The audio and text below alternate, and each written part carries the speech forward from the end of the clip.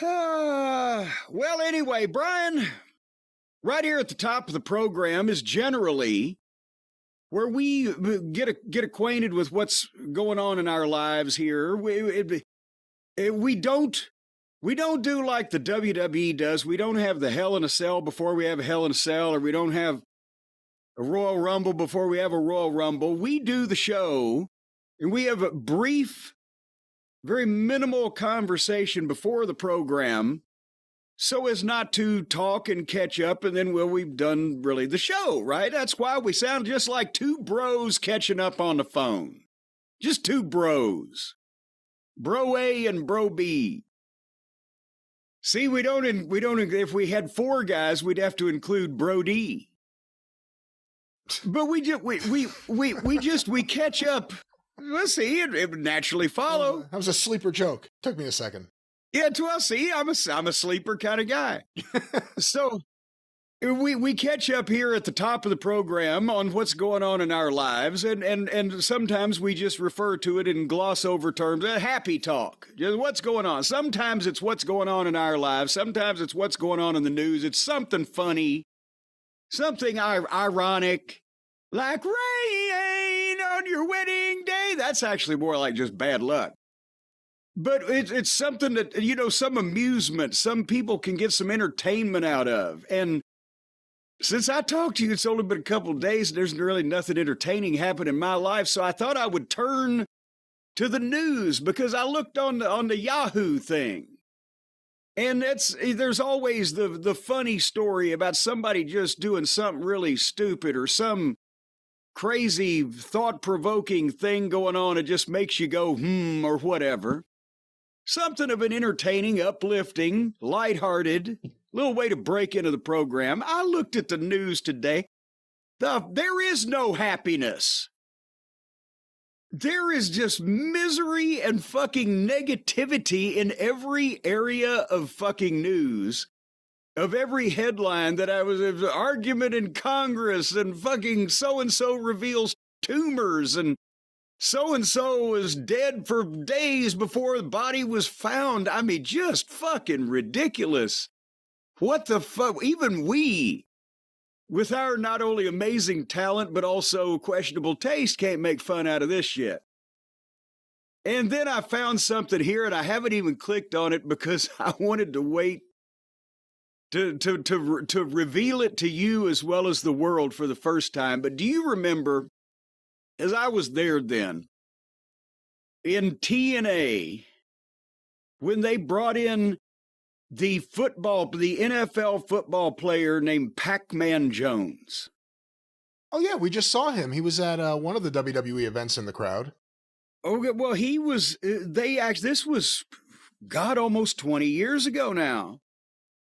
But he was in some fashion suspended for something. And he was, I think, playing for Tennessee at the time in Nashville. So Jeff Jarrett knew every sports team and everybody in Nashville. And they had this guy, he shot an angle. And I think, wasn't he the one where after they shot an angle in the NFL said, but nobody can touch him. So he had to have a tag team match without anybody touching him. Wasn't that the one? It was, it was so long ago and I wasn't watching TNA, but it was a big deal at the time because he was in the I think it was a shooting or someone got killed. It was one of those things. Well, it was at a nightclub. He was notorious for going out to nightclubs and throwing money around and creating fucking scenes. And I think one of the bouncers got shot. Because I remember, and he was a wrestler. And he was a wrestler. Yeah. We're twin sons of different mothers. The bouncer that got shot and fucking killed or whatever was a wrestler. At the time, people were mad that TNA were even using him. Yes. And you should have seen the fucking retinue. Google it, kids. It's a word that's not used often enough. RETINUE. Of shady associates and affiliates and goofy-looking motherfuckers that this guy trooped into Universal Studios with. And there was one that, and I'm not being racist, when I say that he That's always was a nice start. well, no, I'm not being racist because he was a white guy. But he was a fat, pudgy-looking, round-faced white guy that looked like he would be Lumpy Rutherford's little brother on Leave It to Beaver, and he was dressed like Swerve Strickland with chains around his neck and the whole rapper gang, whatever the fuck that these people with Pacman were doing. They had the whole gimmick, right?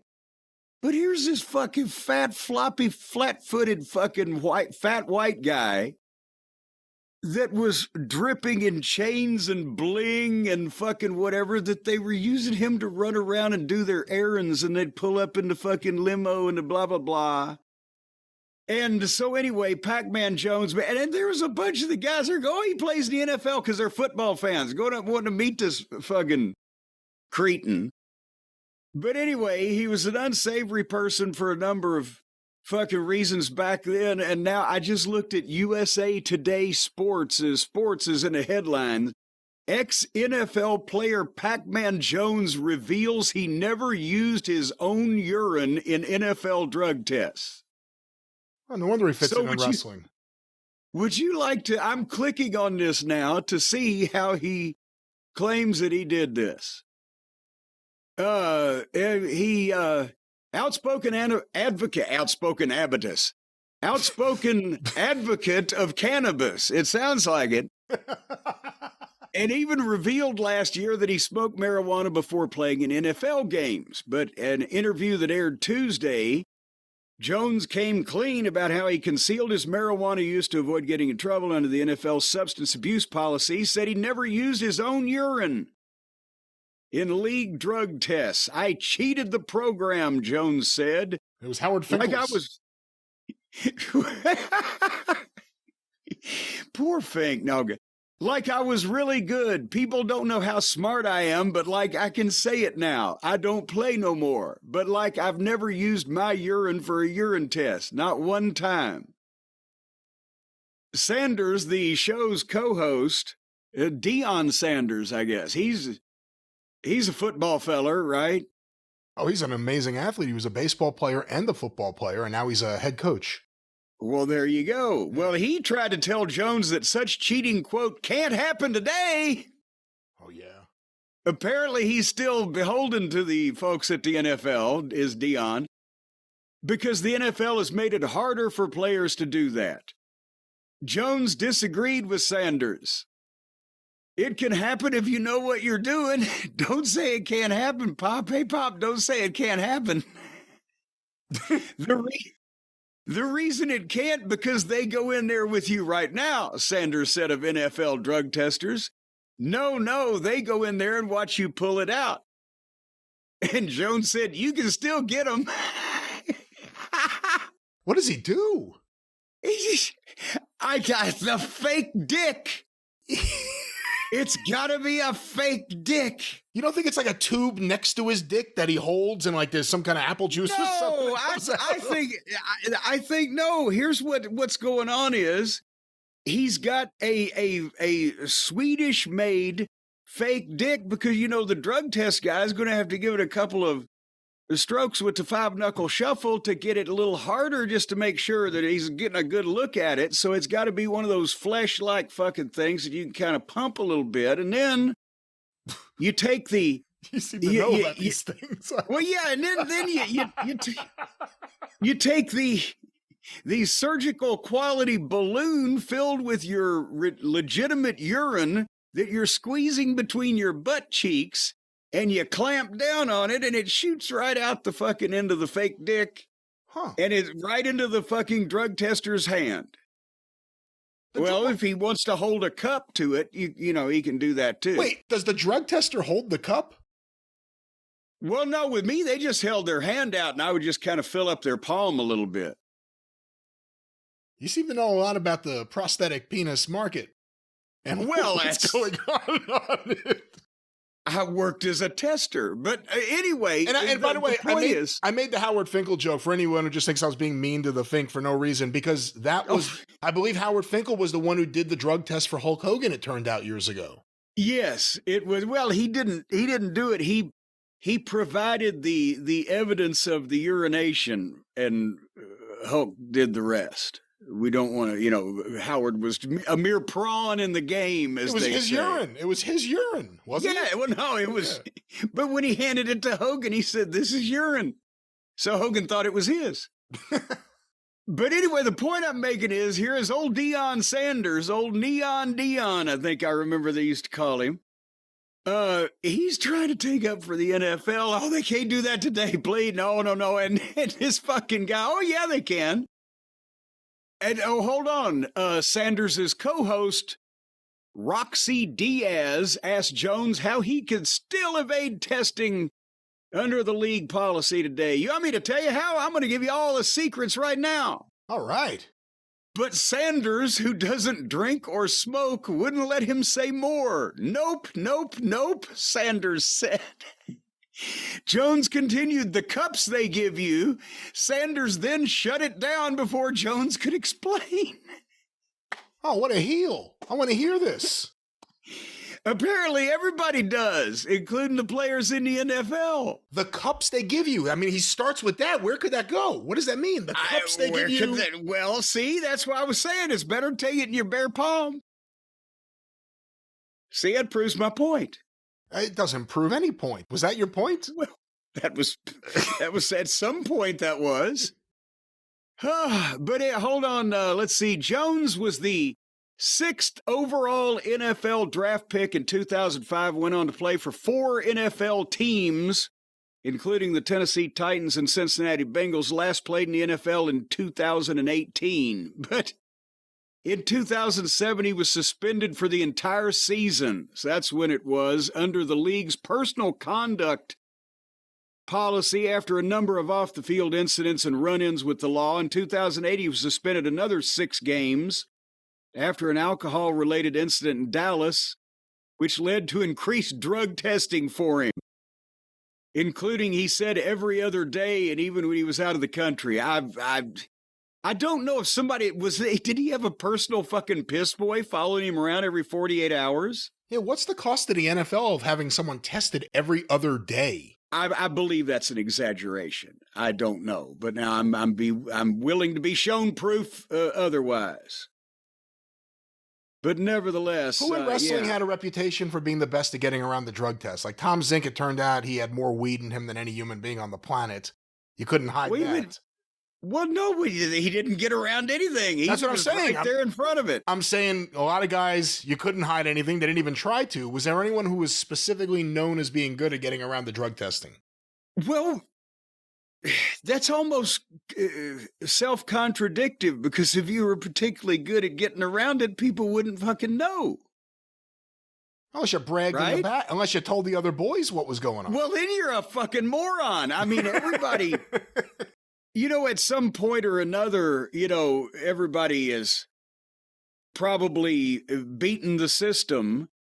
But in a lot of cases, you're not going to know what they were fucking doing at a high level.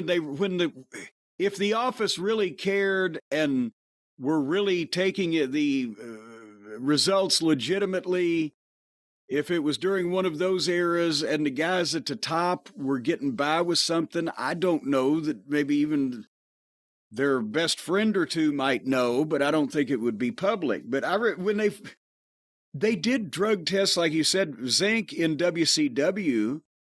When was it would have been 1990. I think they were catching on that 89 or 90. Vince was doing this, or was he doing it yet, or he hadn't done it? So were they doing it because Vince wasn't doing it, or were they doing it because Vince was doing it? I forget which Vince announced it. Well, Vince announced it in 91.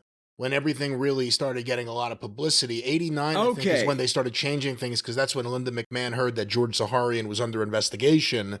And then WCW, of course, famously with you there, turned down Tully Blanchard after saying they were going to sign him. I don't know if turned down's the right Okay, word. well now, but that was in 89. So Vince had already done a drug test because Tully flunked it. That was in the late 89. But that wasn't, I guess I'm just specifying there's a difference, I guess, between steroid testing and just overall drug testing. Oh, I'm just talking any kind of test. The only kind of test in Jim Crockett was, are you able to sign this contract? Can you write your name? Otherwise, and any other wrestling territory. I'm talking about when they first started testing for anything. That's when WCW first did the test. I think it was 89. 89 into 90. And that's why I heard that comment about Zinc. He had like, what they said, I don't know. This is just, I think what Barnett said. He said, he's got epic levels of weed and they talked to him like, is there some issue? Apparently he set some kind of new record. But that was the thing, is they were testing because this publicity was starting to come out about Vince, and that was whatever they were trying to follow. TBS was the ownership now, so it was a legitimate company. But everybody flunked for something because they didn't. I think it was. We said the only people that passed were me and Ole Anderson, and if they'd have checked for cholesterol, I'd have been out. And if they'd have checked for alcohol, he'd have been out. But they didn't do anything. They just basically wanted to see where everybody was at the first time. And then later on, I think they started fining people or whatever for marijuana and cocaine, whatever the fuck that they might find. But I don't even know if it was still a couple more years before they started checking for steroids. And then they didn't. And then Vince did, and then Vince didn't, and it was just, there was somebody always beating something with that screwy fucking system and playing, had the old shell game on what they're even checking for. It was ridiculous. Which wrestler? And that was why Hurd gave an excuse for not hiring Tully, because he'd flunked Vince's fucking drug test on the way because he didn't care, because he knew he was leaving. I'm sorry, go ahead. What was your question? Just, were there any wrestlers that would flip out if a drug test was coming?